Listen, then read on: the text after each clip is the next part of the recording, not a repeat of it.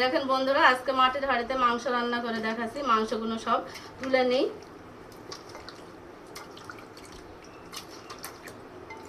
দুই হাতে লাগাতে হচ্ছে।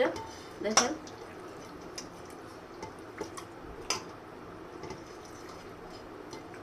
সবগুলো হবে না, এখানে অর্ধেক রেখে দিতে হলো, এটুকু রেখে দিই।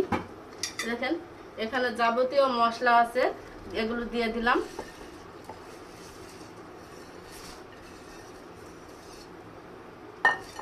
এই যে পেঁয়াজ বেরেস্তা করে রেখেছি, পেঁয়াজ বেরেস্তা করে দিলে ভালো হবে। কেউ চাইলে কাঁচা পেঁয়াজও দিতে পারেন। এখানে জিরা বাটা, দেখেন আদা বাটা আছে, এগুলো দিয়ে নিই। এই যে সরিষার তেল দিয়ে এই মাটির হাঁড়িতে মাংস রান্না করলে অনেক ভালো হয়। এবার ভালো করে মাখিয়ে নিই। অনেকক্ষণ ধরে মাখিয়ে নিলে মাংসটা ভালো হবে। আপনারা কেউ চাইলে আধা ঘন্টা কিংবা 1 ঘন্টা আগে মাখিয়ে রাখলেও মাংসটা খেতে আরও সুন্দর লাগবে। তাই মাংসটার ভিতরে যেন মশলাগুলো যায়, সেই জন্য ভালো করে মাখিয়ে নিই। দেখেন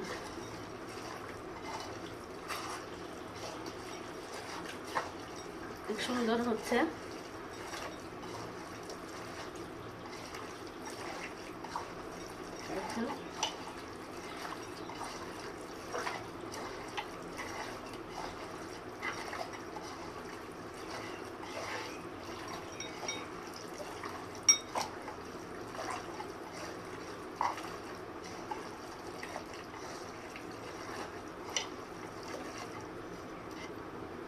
মাখানো আমার শেষ। এবার হাতটা ধুয়ে হালকা করে পানি দিয়ে নিলাম। দেখেন এবার শেষ আমার মাখানো। দেখেন কত সুন্দর হয়েছে। এবার ঢাকনা দিয়ে ঢেকে দেব। দেখেন এই ময়দাগুলো রেখেছি এই মুখ আটকানোর জন্য। এই দেখেন এই চারিদিকে এর মুখটা আটকে দিই, আটকে গেলে যাতে বাতাস না বের হয়।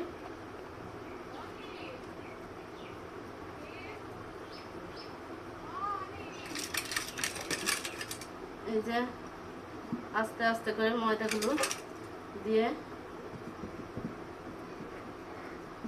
এই যে আমার দেয়া কমপ্লিট হয়ে গেল প্রায়। এই যে একটু বাকি আছে এখানে। এই যে এবার কমপ্লিট সেট, আমার মুখ আটকানো শেষ। এবার আধা ঘন্টা পরে আবার ফিরে আসব। দেখেন বন্ধুরা, মাটির চুলার মাংস রান্না করা চুলায় বসিয়ে দিয়েছি। এবার আস্তে আস্তে হবে। দেখেন কি সুন্দর হয়েছে, মুখগুলো আটকে দিয়ে রেখে দিয়েছি। দেখেন বন্ধুরা, এবার দেখি সেই মাটির হাঁড়ির রান্না কেমন, খুলে দেখি। ও খুলতে তো পাচ্ছি না। ও সুন্দর হয়েছে দেখুন।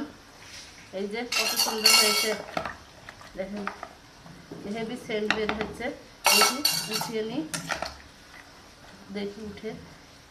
দেখেন বন্ধুরা কত সুন্দর হয়েছে মাংস রান্না মাটির হাঁড়ি। তাইতে সবাই বলে মাটির হাঁড়ির মাংস রান্না কত সুন্দর হয়। দেখেন এই দেখেন কালারটা দেখেন কত সুন্দর হয়েছে।